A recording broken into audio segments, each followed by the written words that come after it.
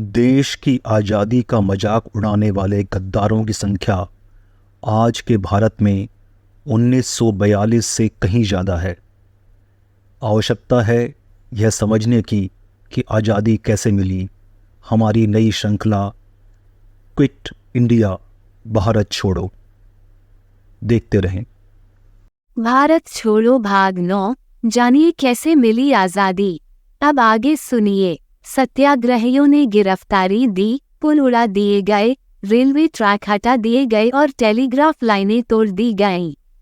सत्याग्रहियों द्वारा किए गए सविनय अवज्ञा के अहिंसक कृत्यों जैसे गिरफ्तारी के लिए आत्मसमर्पण करना और महत्वपूर्ण बुनियादी ढांचे को बाधित करना ने पूरे ब्रिटिश प्रशासन को सदमे में डाल दिया। पुलों को उड़ा दिया गया, जिससे परिवहन मार्ग अगम्य हो गए और ब्रिटिश सेना की नियंत्रण बनाए रखने की क्षमता में बाधा उत्पन्न हुई। रेलवे ट्रैक हटा दिए गए, जिससे संचार और परिवहन नेटवर्क और बाधित हो गया। यहाँ तक कि औपनिवेशिक अधिकारियों की जीवन रेखा, टेलीग्राफ लाइनें भी काट दी गईं, जिससे तेजी से संचार करने और उनके प्रयासों में समन्वय करने की उनकी क्षमता समाप्त हो गई। प्रतिरोध की ये हरकतें न केवल अवज्ञा के प्रतीकात्मक संकेत थे, बल्कि व्यावहारिक रणनीति भी थी, जिन्होंने ब्रिटिश सत्ता को कमजोर कर दिया और स्थानीय आबादी की ताकत और एकता का प्रदर्शन किया।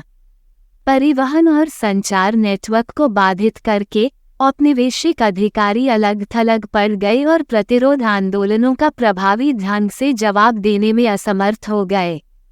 इसने उन्हें संचार के धीमे और कम कुशल साधनों पर भरोसा करने के लिए मजबूर किया, जिससे स्थानीय प्रतिरोध समूहों को स्वतंत्रता की लड़ाई में महत्वपूर्ण लाभ मिला। अंततः प्रतिरोध की इन कार्रवाइयों ने ब्रिटिश नियंत्रण को कमजोर करने और क्षेत्र की अंततः मुक्ति का मार्ग प्रशस्त करने में महत्वपूर्ण भूमिका निभाई। इस प्रकार की गतिविधि पूर्वी संयुक्त प्रांत और बिहार में सबसे अधिक प्रचलित थी। पूर्वी संयुक्त प्रांत और बिहार में ब्रिटिश नियंत्रण के खिलाफ प्रतिरोध के कार्य विशेष रूप से प्रचलित और प्रभावशाली थे। इन क्षेत्रों में स्थानीय आबादी ने स्वतंत्रता के विचार को उत्साहपूर्वक अपनाया और प्रतिरोध के विभिन्न रूपों में सक्रिय रूप से भाग लिया। संगठित विरोध प्रदर्शनों और हड़तालों से लेकर तोड़फोड़ और भूमिगत आंदोलनों तक, इन क्षेत्रों के लोग ब्रिटिश शासन की बेड़ियों से मुक्त होने के लिए दृढ़ थे। उनके अथक प्रयासों ने न केवल औपनिवेशिक प्रशासन को बाधित किया, बल्कि देश भर के अन्य लोगों को भी मुक्ति की लड़ाई में शामिल होने के लिए प्रेरित किया। जैसे ही इन प्रतिरोध गतिविधियों की खबर फैली, ब्रिटिश अधिकारियों ने खुद को एक ऐसी विकट चुनौती का सामना करते हुए पाया जिसकी उन्हें उम्मीद नहीं थी। इन क्षेत्रों में लोगों द्वारा प्रदर्शित दृढ़ संकल्प और एकता ने ब्रिटिशों को आश्चर्यचकित कर दिया, जिससे उन्हें प्रतिरोध को दबाने के लिए अपनी रणनीतियों और दृष्टिकोण पर पुनर्विचार करने के लिए मजबूर होना पड़ा। प्रतिरोध आंदोलनों ने अंतर्राष्ट्रीय स्तर पर भी ध्यान आकर्षित किया, जिससे अंग्रेजों पर स्वतंत्रता की मांगों को संबोधित करने का दबाव पड़ा। अंततः इन बहादुर व्यक्तियों के प्रयासों ने क्षेत्र में ब्रिटिश औपनिवेशिक शासन के अंततः पतन का मार्ग प्रशस्त किया। छात्रों ने स्कूलों और कॉलेजों में हड़ताल करके, जुलूसों में मार्च करके, अवैध समाचार पत्र पत्रिका लिखकर और वितरित करके और भूमिगत नेटवर्क के लिए संदेशवाहक के रूप में कार्य करके प्रतिक्रिया व्यक्त की। अहमदाबाद, बॉम्बे, जमशेदपुर, अहमदनगर और पूना के कर्मचारी छात्रों के साथ एकजुटता दिखाने के लिए हड़ताल पर चले गए, जिससे पूरा क्षेत्र ठप हो गया।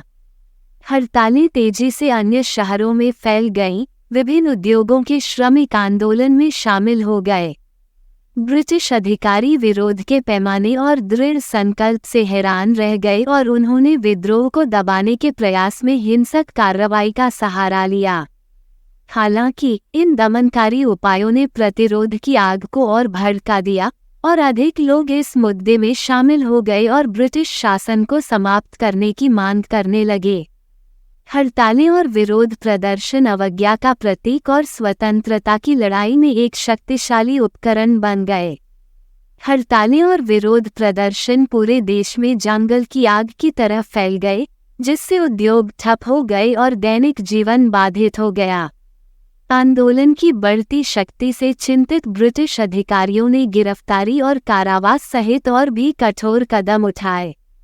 हालांकि प्रदर्शनकारियों का लचीलापन बरकरार रहा, क्योंकि वे अपने देश को औपनिवेशिक शासन से मुक्त कराने के एक सामान्य लक्ष्य के तहत एकजुट हुए।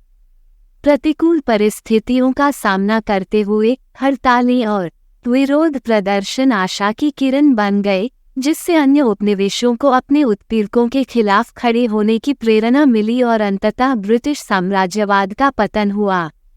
भारत छोड़ो भाग 9 समाप्त। शेष अगले भाग में। धन्यवाद। आप देख रहे थे गॉड ब्लेस टीवी हिंदी। हमारे साथ जुड़ने के लिए सब्सक्राइब अवश्य करें।